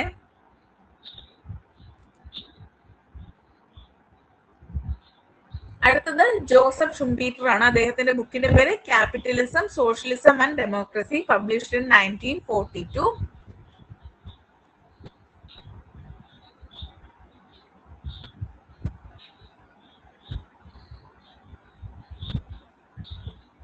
അദ്ദേഹം പറയുന്ന അനുസരിച്ചിട്ട് ഇപ്പം കാൾ മാൻഹേം പറഞ്ഞു ഡിസിഷൻ മേക്കിങ്ങിൽ ജനങ്ങളുടെ റോള് വേണമെന്നല്ലേ.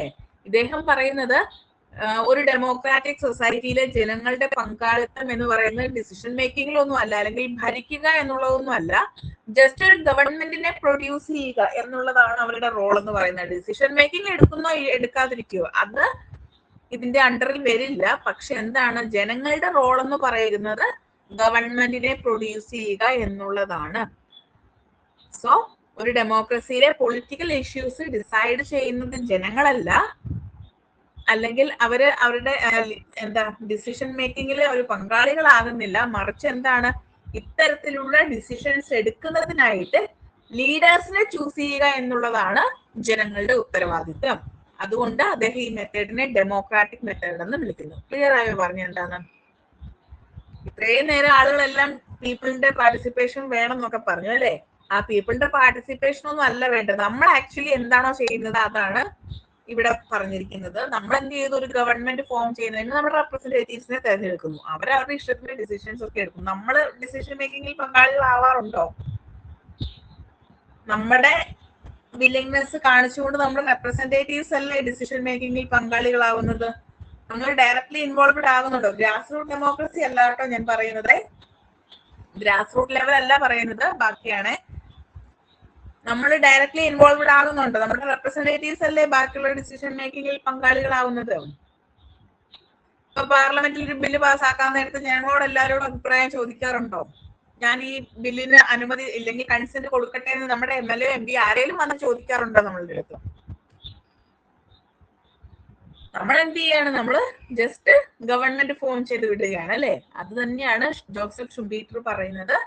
ജനങ്ങളുടെ റോൾ എന്ന് പറയുന്നത് ഗവൺമെന്റ് ഫോം ചെയ്യുക എന്നുള്ളതാണ്, അല്ലാതെ ഡിസിഷൻ മേക്കിംഗ് എടുക്കുക എന്നുള്ളതല്ല. ഡിസിഷൻ മേക്കിംഗ് ചെയ്യാൻ പ്രാപ്തരായ ആളുകളെ ഫോം ചെയ്തുകൊണ്ട് ഒരു ഗവൺമെന്റ് ഫോം ചെയ്യുക എന്നുള്ളതാണ് നമ്മുടെ ഉത്തരവാദിത്തം. സോ അതുകൊണ്ട് ഇദ്ദേഹം ഇതിനെ ഡെമോക്രാറ്റിക് മെത്തേഡ് എന്ന് വിളിക്കുന്നു. ക്ലിയർ ആയോ? ജോസഫ് ഷുംപീറ്ററിന്റെ ഐഡിയ ക്ലിയർ ആയോ? ഓക്കെ ആണോ?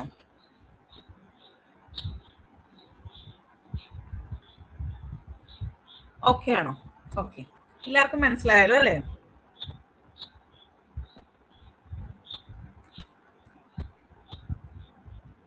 സോ അത്രയുമാണ് നമ്മുടെ elite theory. Elite theory okay ആണ്. ആരെങ്കിലും ഒന്നുകൂടെ പറയേണ്ടതുണ്ടോ? ആദ്യം പറഞ്ഞവർ തൊട്ട് ആരെങ്കിലും ഒന്നുകൂടി പറയേണ്ടതുണ്ടോ? ക്ലിയർ ആണെങ്കിൽ നമുക്ക് അടുത്ത ടോപ്പിക്കിലേക്ക് പോകാം. ചെറിയ ചെറിയ ടോപ്പിക്കുകൾ, ഇതൊന്നും എക്സാമിന് ചോദിച്ച് കണ്ടിട്ടില്ല എന്നുള്ളതാണ് റിയാലിറ്റി. പക്ഷെ നമ്മുടെ സിലബസിൽ ഇൻക്ലൂഡ് ചെയ്തിരിക്കുന്നത് കൊണ്ട് നമ്മൾ ജസ്റ്റ് ഒരു ഐഡിയ തരുന്നു എന്ന് മാത്രമേ ഉള്ളൂ. പ്രൊപ്പോഷണൽ റെപ്രസെന്റേഷൻ ചോദിക്കാറുണ്ട്, അത് നമ്മൾ ഓൾറെഡി കോൺസ്റ്റിറ്റ്യൂഷന്റെ ഭാഗത്ത് പഠിച്ചു കഴിഞ്ഞതാണ്. അല്ലാതെ ഇതൊന്നും ഇതുവരെയും ചോദിച്ചൊന്നും കണ്ടിട്ടില്ല. ഓക്കെ, ഇനി ഇലക്ട്രൽ സിസ്റ്റം. ഇതിൽ പറയുന്ന ഒരു കാര്യം ചോദിക്കാറുണ്ട് കേട്ടോ. ഇലക്ട്രൽ സിസ്റ്റത്തിനെ നമുക്ക് രണ്ടായിട്ട് ഡിവൈഡ് ചെയ്യാം. മെജോറിറ്റേറിയൻ സിസ്റ്റം എന്നും പ്രൊപ്പോഷണൽ റെപ്രസെന്റേഷൻ എന്നും രണ്ടായിട്ട് ഡിവൈഡ് ചെയ്യാം. ഇനി നമുക്ക് മെജോറിറ്റേറിയൻ ഇലക്ട്രൽ സിസ്റ്റത്തിനെ പല രീതിയിൽ നമുക്ക് ഡിവൈഡ് ചെയ്യാം. ഒന്ന്, ഫസ്റ്റ് പാസ്റ്റ് ദ പോസ്റ്റ്. നിങ്ങൾ കേട്ടിട്ടില്ലേ? FPTP എന്നൊക്കെ നിങ്ങൾ പഠിച്ചിട്ടുണ്ടാവത്തില്ലേ? ഫസ്റ്റ് പാസ്റ്റ് ദ പോസ്റ്റ് കേട്ടിട്ടുണ്ടോ?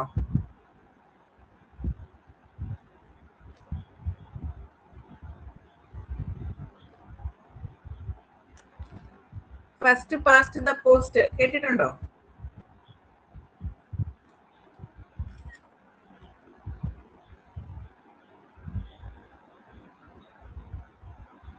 ഇല്ല. ഹെയർ സിസ്റ്റം എന്നൊക്കെ പറഞ്ഞ് കേട്ടിട്ടുണ്ടോ?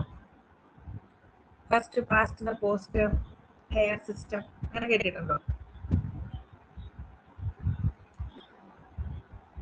ഓക്കെ, ഇത് ഈ ഡീറ്റെയിൽ ആയിട്ട് പോകുന്നതിന് മുന്നേ നിങ്ങൾക്ക് വളരെ എളുപ്പത്തിൽ മനസ്സിലാക്കുന്നതിന് വേണ്ടിയിട്ട് ഞാൻ ഒരു കീവേഡ്സുകൾ പറഞ്ഞുതരാം. ഇപ്പൊ ഫസ്റ്റ് പാസ്റ്റ് ദ പോസ്റ്റ് എന്ന് പറഞ്ഞു കഴിഞ്ഞാൽ ഏറ്റവും കൂടുതൽ വോട്ട് കിട്ടിയത് ആരാണോ അയാൾ ജയിക്കും. അല്ലാതെ 50% അല്ലെങ്കിൽ മെജോറിറ്റി വേണം എന്ന് നിർബന്ധമൊന്നുമില്ല. മീൻസ് 50% വോട്ടിൽ കൂടുതൽ ഉണ്ടെങ്കിലാണല്ലോ നമുക്ക് മെജോറിറ്റി കിട്ടുക. അങ്ങനെ വേണമെന്നൊന്നുമില്ല. ഏറ്റവും കൂടുതൽ വോട്ട് കിട്ടുന്നത് ആരാണോ അയാൾ ജയിക്കും.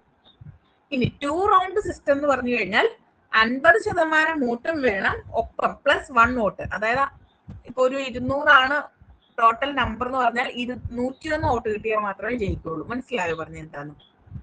ഫസ്റ്റ് പാസ്റ്റ് ദ പോസ്റ്റിലും ഇപ്പൊ 200 മെമ്പേഴ്സ് ആണ് ഉള്ളത്. അതില് 90 ഏറ്റവും കൂടുതൽ വോട്ടെങ്കിൽ ആ 90 കിട്ടിയാൽ ജയിക്കും. 50% വോട്ട് വേണമെന്നില്ല. പക്ഷെ 2 റൗണ്ട് സിസ്റ്റത്തിൽ 50% +1 വേണം. 200 ആണെങ്കിൽ 101 വേണം, 500 ആണെങ്കിൽ 251 വേണം, 1000 ആണെങ്കിൽ 501 വേണം. മനസ്സിലായോ? ക്ലിയർ ആയോ? ക്ലിയർ ആയോ?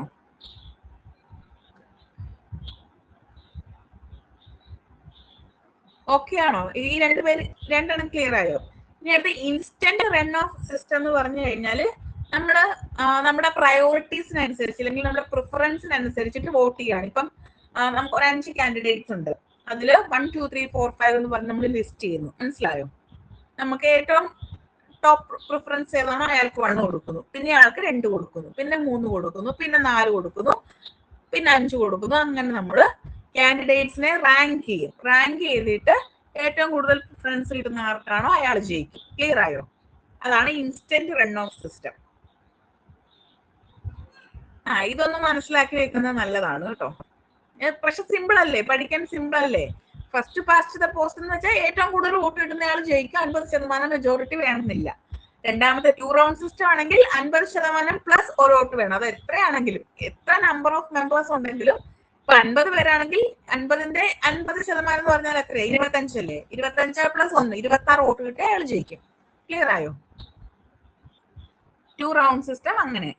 ഇനി ഇൻസ്റ്റന്റ് റൺ ഓഫ് സിസ്റ്റം ആണെങ്കിൽ 5 കാൻഡിഡേറ്റ്സ് ഉണ്ടെങ്കിൽ, ഇപ്പൊ നമ്മുടെയൊക്കെ ഇവിടെ ഇലക്ഷൻ 5 സ്ഥാനാർത്ഥികൾ ഉണ്ടെങ്കിൽ നമ്മളിപ്പോ ഒരാൾക്കല്ലേ വോട്ട് ചെയ്യുന്നുള്ളൂ. അതിന് പകരമായിട്ട് ഈ 5 പേരെ നമ്മൾ എന്ത് ചെയ്യും? റാങ്ക് ചെയ്യും. നമുക്ക് ഏറ്റവും കൂടുതൽ പ്രിഫറൻസ് ഉള്ള ആരാണോ അയാൾക്ക് നമ്മൾ 1 കൊടുക്കുന്നു, രണ്ടാമത്തെ ആൾക്ക് 2 കൊടുക്കുന്നു, മൂന്നാമത്തെ ആൾക്ക് 3 കൊടുക്കുന്നു. അങ്ങനെ നമ്മൾ പ്രിഫറൻസ് കൊടുത്ത് ഏറ്റവും കൂടുതൽ പ്രിഫറൻസ് കിട്ടുന്നയാളെ ചൂസ് ചെയ്യുന്നു. ലാസ്റ്റ് സ്ലേറ്റ് സിസ്റ്റം ആണ്. സ്ലേറ്റ് സിസ്റ്റം എന്ന് വെച്ച് കഴിഞ്ഞാൽ നമ്മള് വ്യക്തികൾക്കല്ല വോട്ട് ചെയ്യുന്നത്, മറിച്ച് പാർട്ടിക്കാണ്. ക്ലിയർ ആയോ? വ്യക്തികൾക്കല്ല വോട്ട് ചെയ്യുക, പാർട്ടിക്കാണ്. ഇപ്പൊ പാർട്ടി ഒരു 28 കാൻഡിഡേറ്റ്സിന്റെ ലിസ്റ്റ് ആണെങ്കിൽ നമ്മളിപ്പോ ഒരു ഇപ്പൊ കോൺഗ്രസ് ആണെങ്കിൽ കോൺഗ്രസിന് 28 കാൻഡിഡേറ്റ്സ് ഉണ്ട്, കമ്മ്യൂണിസ്റ്റ് പാർട്ടി ആണെങ്കിൽ കമ്മ്യൂണിസ്റ്റ് പാർട്ടിക്ക് 28 കാൻഡിഡേറ്റ്സ് ഉണ്ട്, BJP ആണെങ്കിൽ BJPക്ക് 28 കാൻഡിഡേറ്റ്സ് ഉണ്ടെന്ന് വിചാരിക്കുക. അപ്പൊ നമ്മൾ വോട്ട് ചെയ്യുന്നത് അതിലുള്ള 28 പേർക്കും അല്ല നമ്മൾ വോട്ട് ചെയ്യുന്നത്. ഒന്നെങ്കിൽ BJPക്ക്, അല്ലെങ്കിൽ നമ്മൾ കോൺഗ്രസിന്, അല്ലെങ്കിൽ കമ്മ്യൂണിസ്റ്റ് പാർട്ടിക്ക്. ഏത് പാർട്ടിക്ക് വോട്ട് ചെയ്താലും ആ പാർട്ടിയിലുള്ള 28 ആളുകൾക്കും ആ വോട്ട് കിട്ടും. ക്ലിയർ ആയോ പറഞ്ഞ എങ്ങനെയാന്ന്? അതാണ് സ്ലേറ്റ് സിസ്റ്റം. നമ്മൾ ഒരു ലിസ്റ്റിനാണ് എന്ത് ചെയ്യുന്നത്? വോട്ട് ചെയ്യുന്നത്. ഇപ്പം ഈ പൊളിറ്റിക്കൽ പാർട്ടി ഒന്നും വേണമെന്നില്ല കേട്ടോ, ഞാൻ ജസ്റ്റ് എക്സാമ്പിൾ ആയിട്ട് പറഞ്ഞതാണ്. ഒരു പാർട്ടിക്കായിരിക്കും നമ്മൾ വോട്ട് ചെയ്യുക. ക്ലിയർ ആയോ? എന്താണെന്ന് മനസ്സിലായോ? എന്നാലും ഫസ്റ്റ് പാസ്റ്റ് ദ പോസ്റ്റ് എന്ന് പറഞ്ഞാൽ 50% വോട്ട് നമുക്ക് ലഭ്യമാകണമെന്നില്ല. ഏറ്റവും കൂടുതൽ വോട്ട് ലഭിക്കുന്നത് ആരാണോ അയാൾ അവിടെ ജയിക്കും. 2 റൗണ്ട് സിസ്റ്റം ആണെങ്കിൽ 50% പ്ലസ് ഒരു വോട്ട് വേണം. അത് എത്രയാണെങ്കിലും, എന്നാൽ മാത്രമേ ആള് ജയിക്കത്തുള്ളൂ. ഇൻസ്റ്റന്റ് റൺ ഓഫ് സിസ്റ്റം ആണെങ്കിൽ നമ്മൾ എന്ത് ചെയ്യും? എല്ലാ കാൻഡിഡേറ്റ്സിനും നമ്മൾ ഒരു പ്രിഫറൻസ് റാങ്ക് ലിസ്റ്റ് നൽകും. അതിൽ നിന്നും ഏറ്റവും കൂടുതൽ പ്രിഫറൻസ് കിട്ടിയത് ആരാണോ അയാളെ ജയിപ്പിക്കും. സ്ലേറ്റ് സിസ്റ്റം എന്ന് പറഞ്ഞു കഴിഞ്ഞാൽ നമ്മൾ വ്യക്തികൾക്ക് വോട്ടൊന്നും നൽകുന്നില്ല, മറിച്ച് നമ്മളൊരു ലിസ്റ്റിന് അല്ലെങ്കിൽ ഒരു പാർട്ടിക്കായിരിക്കും വോട്ട് നൽകുക എന്നുള്ളതാണ്.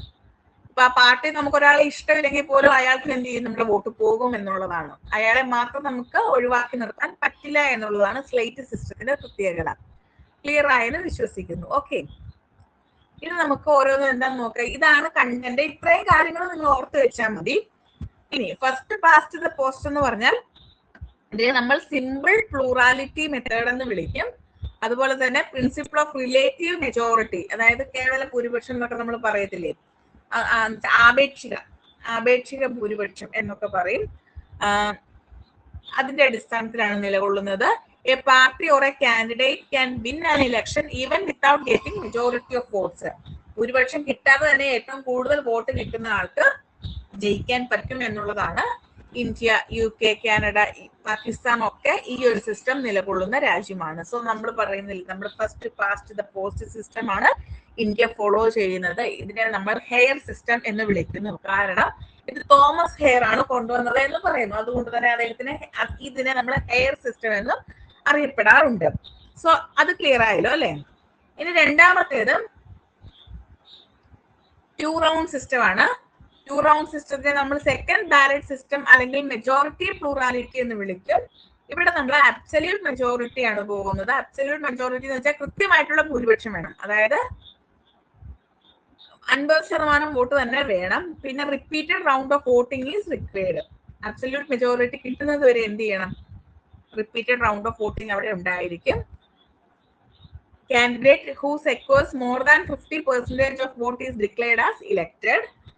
ഈ സിസ്റ്റം നിലനിൽക്കുന്ന രാജ്യങ്ങൾ France, Russia, Ukraine, Brazil, Egypt, Iran ഒക്കെയാണ്.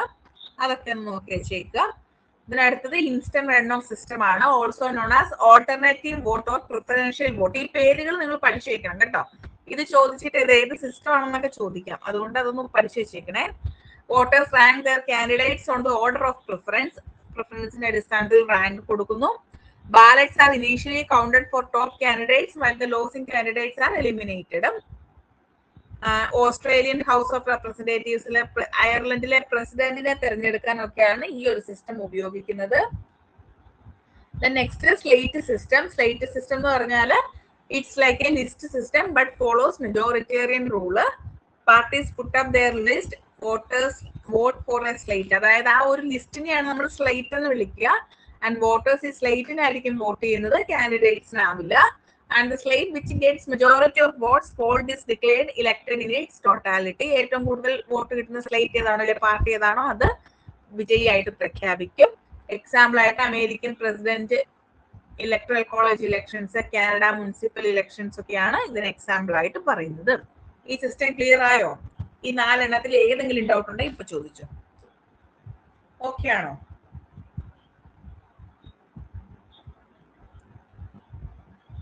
ഓക്കെ ആണോ? ക്ലിയർ ആയോ? എന്തെങ്കിലും ഡൗട്ട് ഉണ്ടോ?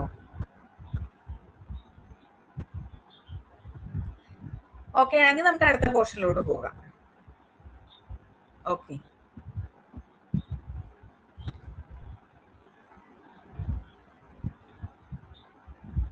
ഇനി സിംഗിൾ ട്രാൻസ്ഫറബിൾ വോട്ട് സിസ്റ്റം ആണ്. ഇതിന് ഞാൻ പറഞ്ഞ ഓൾറെഡി പറഞ്ഞു, തോമസ് ഹെയർ അല്ലെങ്കിൽ ഹെയർ സിസ്റ്റം എന്നൊക്കെയാണ് പറയുന്നത്. Preferential vote system. ഇത് നിങ്ങൾ വായിച്ചു നോക്കിയാൽ മതി, ഇതൊന്നും ചോദിക്കത്തില്ല കേട്ടോ. ഇതൊന്നും ചോദിക്കത്തില്ല, ഇതൊക്കെ വായിച്ചു നോക്കിയാൽ മതി. ഇതെല്ലാം ഒന്ന് വായിച്ചു നോക്കിയാൽ മതി, ഇതൊന്നും ചോദിക്കത്തില്ല. ഇനി നിങ്ങൾ പഠിക്കേണ്ട ആളാണ് S M Lipset. S M ലിപ്സെറ്റിന്റെ ഓൾറെഡി പറഞ്ഞൊരു ഐഡിയ ഉണ്ട്, പൊളിറ്റിക്കൽ. അത്ര സുഖമില്ല ഇതൊക്കെ, അതൊക്കെ എനിക്കറിയാം. ഇത് ഇച്ചിരി ഡ്രൈ സബ്ജക്റ്റ് ആണ്. ഞാൻ തുടങ്ങിയ സമയത്ത് തന്നെ നിങ്ങളോട് പറഞ്ഞിരുന്നു ഇത് ഇത്തിരി ഡ്രൈ സബ്ജക്റ്റ് ആണ് എന്ന് ഞാൻ പറഞ്ഞിരുന്നു. ഫാക്ച്വൽ ആണ്, പഠിക്കുക എന്നുള്ളത് മാത്രമേ നിവർത്തിയുള്ളൂ എന്ന് ഞാൻ പറഞ്ഞിരുന്നു അല്ലേ. എസ് എം ലിപ്സെറ്റിന്റെ ഒരു ഐഡിയ നമ്മൾ പഠിച്ചില്ലേ, പൊളിറ്റിക്കൽ മാൻ എന്ന് പറയുന്നത്. അതൊക്കെ തന്നെയാണ് ഇവിടെയും പറയുന്നത്. കൂട്ടത്തില് ഈ സ്റ്റീം റോക്കൻ, അതായത് എസ് എം ലിപ്സെറ്റും സ്റ്റീം റോക്കനും കൂടെ ഒരുമിച്ച് എഴുതിയ ഒരു വർക്കാണ് party system and voter alignments എന്ന് പറയുന്നത്.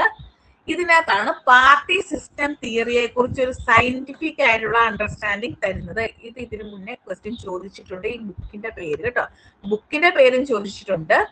പാർട്ടി സിസ്റ്റം തിയറിക്ക് സയന്റിഫിക് ആയിട്ടുള്ള ബേസ് നൽകിയിട്ടുള്ള പൊളിറ്റിക്കൽ തിങ്കേഴ്സ് ആരൊക്കെയാണെന്ന് ചോദിച്ചിട്ടുണ്ട്. സോ ഇവരുടെ പേരും പഠിച്ചു വെക്കണേ. ഇവരുടെ പേരും അതുപോലെ ഡൂവർജർ അദ്ദേഹത്തിന്റെ പേരും ചോദിച്ചിട്ടുണ്ട് കേട്ടോ. സോ ഇതൊന്ന് പഠിച്ചു വെച്ചേക്കുക. ഇനി അവരുടെ കോൺസെപ്റ്റിന്റെ പേരൂടെ ജസ്റ്റ് ഒന്ന് ഓർക്കുക, ക്ലീവേജ്. അത്രയും മാത്രം പഠിച്ചാൽ മതി, അല്ലാതെ കൂടുതൽ ഡീറ്റെയിൽ ഇതൊന്നും നിങ്ങൾ പഠിക്കണ്ട. ദെൻ വോട്ടിംഗ് ബ്ലോക്സ്, ഈ കോൺസെപ്റ്റുകൾ, ഫ്രോസൺ പാർട്ടി സിസ്റ്റംസ്, ഇങ്ങനെയുള്ള പേരുകൾ മാത്രം നിങ്ങളൊന്ന് പഠിച്ചു വെച്ചേക്കുക കേട്ടോ. ബാക്കി ഡീറ്റെയിൽ ഇതൊന്നും പഠിക്കണ്ട. ജസ്റ്റ് അവരുടെ കോൺസെപ്റ്റുകൾ, cleavage system, voting blocs, frozen party system എന്നൊക്കെ പറയുന്നത് ആരാണെന്നൊക്കെ ചോദിച്ചു കഴിഞ്ഞാൽ ഇവരുടെ പേരൊന്ന് ഓർത്ത് വെച്ചാൽ മതിയേ. ഞാൻ വേണ്ടത് മാത്രമേ പറയുന്നുള്ളൂ, നിങ്ങൾ ഒരുപാട് ഞാൻ സ്ട്രെസ്ഫുൾ ആക്കുന്നില്ല കേട്ടോ. ഇനി ഇവിടെ ക്ലീവേജ് ടൈപ്പ് ഏതൊക്കെയാണെന്ന് പഠിച്ചേക്കുക. Central versus periphery, state versus church, owner versus worker, land versus industry. ഇതൊന്നും ചോദിച്ചിട്ടില്ല ഇതുവരെ. ക്ലീവേജ് ടൈപ്പ് കൊണ്ടുവന്ന ആരാന്നൊക്കെ ചോദിച്ചിട്ടുള്ളൂ. ഇനി നമ്മുടെ ഡുവർജറിന്റെ മോഡൽ ഇത് ചോദിച്ചിട്ടുണ്ട് കേട്ടോ. ഡുവർജറിന്റെ മോഡൽ അദ്ദേഹം 3 ആയിട്ടാണ് പാർട്ടി സിസ്റ്റത്തിനെ ഡിവൈഡ് ചെയ്തിരിക്കുന്നത്. 1 party system, 2 party system, multi party system. 1 party system എന്ന് പറയുമ്പോൾ ടോട്ടാലിറ്റേറിയൻ സിസ്റ്റം ആണ്. ഇതൊക്കെ നമ്മൾ ഓൾറെഡി ഡിസ്കസ് ചെയ്താണ്. ടോട്ടാലിറ്റേറിയൻ സിസ്റ്റം ആണ് Nazism in Germany, fascism in Italy ഒക്കെ അതിന് എക്സാമ്പിൾ ആണ്. അതുപോലെ തന്നെ ടോട്ടാലിറ്റേറിയൻ സിസ്റ്റത്തിൽ മാത്രമല്ല 1 പാർട്ടി സിസ്റ്റം ഉള്ളത്, ഡെമോക്രാറ്റിക് സിസ്റ്റത്തിലും ഉണ്ട്. ഡെമോക്രാറ്റിക് സിസ്റ്റത്തിൽ 1 പാർട്ടി സിസ്റ്റം ഉള്ളത് Sweden, Israel, Italy, west Germany ഒക്കെ നമുക്ക് എക്സാമ്പിൾ ആയിട്ട് പറയാം. ദെൻ 2 പാർട്ടി സിസ്റ്റം ആണ്. 2 പാർട്ടി സിസ്റ്റം എന്ന് പറയുമ്പോൾ United States, Canada, Australia, New Zealand, Britain ഒക്കെ അതിന് എക്സാമ്പിൾ ആണ്. ഇവിടെ വേണമെങ്കിൽ ചൈന ചേർക്കാം കേട്ടോ, ചൈന ചേർക്കാവേ. Then multi party system Switzerland, Holland, Denmark, England ഒക്കെ വേണമെങ്കിൽ നമുക്ക് ചേർക്കാം കേട്ടോ. സോറി, ഇംഗ്ലണ്ട് അല്ല, ഇന്ത്യ പറഞ്ഞപ്പോൾ മാറിപ്പോയതാണ്. അപ്പോ ഡുവർജറിന്റെ മോഡല് ഇങ്ങനെയാണ്. 1 party system, 2 party system, multi party system. ഇതൊക്കെയാണോ? ഇതൊക്കെയാണോ? ഇത് ഓൾറെഡി നമ്മൾ പഠിച്ചിട്ടുള്ളതുകൊണ്ട് അതൊക്കെ ആയിരിക്കും അല്ലേ? അതൊക്കെ ആയോ? ഓക്കെ. ഇനി ഇതൊന്ന് നോക്കി വെച്ചേക്കണേ. ഈ ഡൂവർജറിന്റെ structural classification of political parties 4 തരത്തിലുള്ള ടൈപ്പാണ് അദ്ദേഹം പറയുന്നത്. ഒന്ന് ബ്രാഞ്ച് ടൈപ്പ്. ബ്രാഞ്ച് ടൈപ്പ് എന്ന് പറയുമ്പോൾ അവിടെ മാസ് പാർട്ടീസ് ആണ് വരുന്നത്. സെൽ ടൈപ്പ് രണ്ടാമത്തേത്. സെൽ ടൈപ്പ് എന്ന് പറയുമ്പോൾ അവിടെ കമ്മ്യൂണിസ്റ്റ് പാർട്ടീസ് ആണ് വരുന്നത്. Caucus type. കോക്കസ് ടൈപ്പ് എന്ന് പറയുമ്പോൾ അവിടെ കമ്മിറ്റി ടൈപ്പ് ആണ് വരുന്നത്. സ്മോൾ, നമ്മൾ ഈ എലൈറ്റ് എന്നൊക്കെ പറയുന്ന ആളുകളുണ്ടല്ലോ, അതാണ് കേട്ടോ പറയുന്നത്. അവിടെ ക്വാളിറ്റിക്കാണ് പ്രാധാന്യം കൊടുക്കുന്നത്, ക്വാണ്ടിറ്റിക്കല്ല.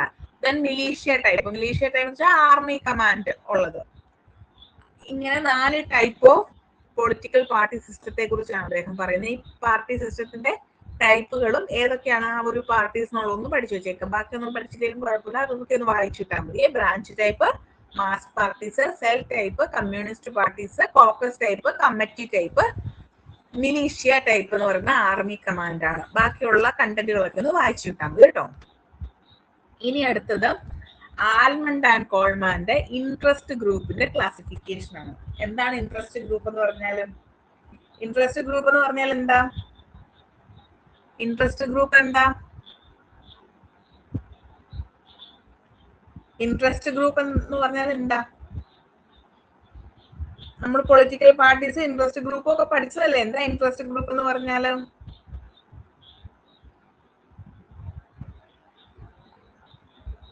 ഒരു പർട്ടിക്കുലർ ഇൻട്രസ്റ്റ് മെയിൻറ്റെയിൻ ചെയ്യുന്നതിന് വേണ്ടിയിട്ട് പ്രവർത്തിക്കുന്ന ഗ്രൂപ്പുകളാണ് അല്ലെ. ഇവര് ഇലക്ഷൻസിലൊന്നും പാർട്ടിസിപ്പേറ്റ് ചെയ്തില്ല, പക്ഷെ പൊളിറ്റിക്കൽ പാർട്ടീസിന്റെ ഒരു ബാക്കിൽ ഒരു ചെയിൻ ആയിട്ട് ഇവർ പ്രവർത്തിക്കുന്നുണ്ട് അല്ലെ. അങ്ങനെയുള്ള ആളുകൾ, അങ്ങനെയുള്ള ഗ്രൂപ്പുകളാണ് ഇൻട്രസ്റ്റ് ഗ്രൂപ്പ്. നമുക്ക് 4 തരത്തിലുള്ള ഇൻട്രസ്റ്റ് ഗ്രൂപ്പുകളാണ് ഉള്ളത്. Institutional group, associational group, anomic group, non associational group. Institutional group എന്ന് പറയുമ്പോൾ ബ്യൂറോക്രാറ്റ്സ്, ആർമി, ചർച്ച് ഒക്കെയാണ് വരിക. അസോസിയേഷണൽ ഗ്രൂപ്പ് എന്ന് പറയുമ്പോൾ ലേബർ യൂണിയൻ, ഫാർമർ യൂണിയൻ, ഈ ട്രേഡ് യൂണിയൻസും കാര്യങ്ങളൊക്കെ ഇല്ലേ, അതായത് ഇപ്പൊ ടീച്ചേഴ്സിന്റെ അസോസിയേഷൻ, ഡോക്ടേഴ്സിന്റെ അസോസിയേഷൻ, ലോയേഴ്സിന്റെ അസോസിയേഷൻ, ഇങ്ങനെ ഓരോരോ അസോസിയേഷൻസ് ഒക്കെ ഇല്ലേ, അതാണ് വരുന്നത്. അനോമിക് ഗ്രൂപ്പ് എന്ന് പറയുമ്പോൾ എൻവയോൺമെന്റ് ഗ്രൂപ്പ് ആവാം, ഹ്യൂമൻ റൈറ്റ് ഗ്രൂപ്പ് ആവാം, ഈ ടെററിസ്റ്റ് ഗ്രൂപ്പ് ഒക്കെ ഇല്ലേ, നെക്സൽ ഗ്രൂപ്പുകളൊക്കെ, അതൊക്കെ ഈ അനോമിക് ഗ്രൂപ്പിന്റെ ഭാഗമായിട്ട് വയലന്റ് മെത്തേഡ്സ് ചൂസ് ചെയ്യുന്ന ആളുകളെയാണ് കൂടുതലായിട്ട് അനോമിക് ഗ്രൂപ്പിനകത്ത് വരുന്നത്. നോൺ അസോസിയേഷൻ ഗ്രൂപ്പ് എന്ന് പറയുമ്പോൾ റിലീജിയസ് ഗ്രൂപ്പ്, ലാംഗ്വേജ് ഗ്രൂപ്പ് ഒക്കെ അതിനുള്ളിൽ വരും എന്നുള്ളത് മനസ്സിലാക്കി വയ്ക്കുക കേട്ടോ.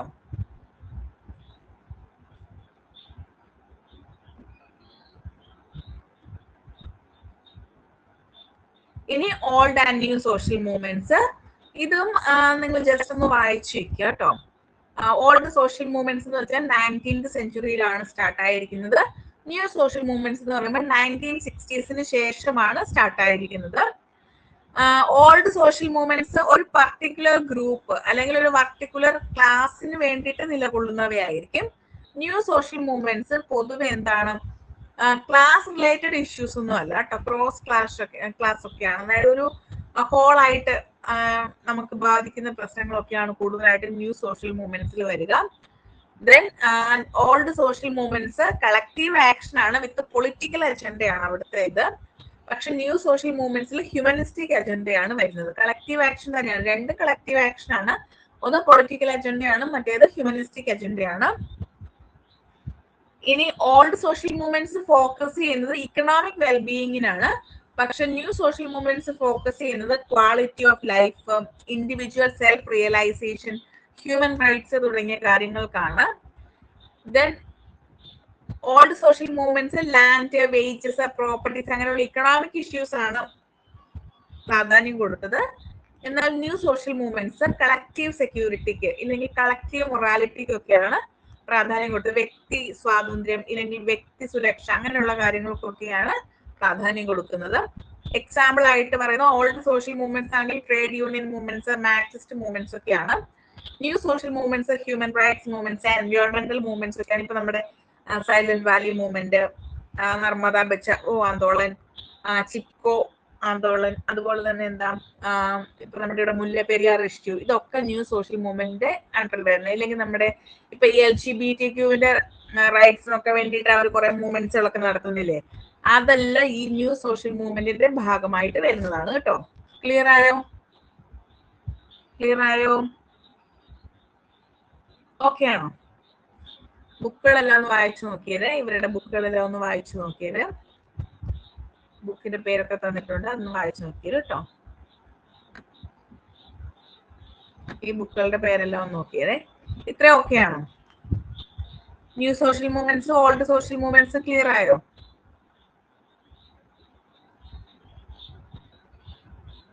ഓക്കെ ആയെന്ന് വിശ്വസിക്കുന്നു. Okay, next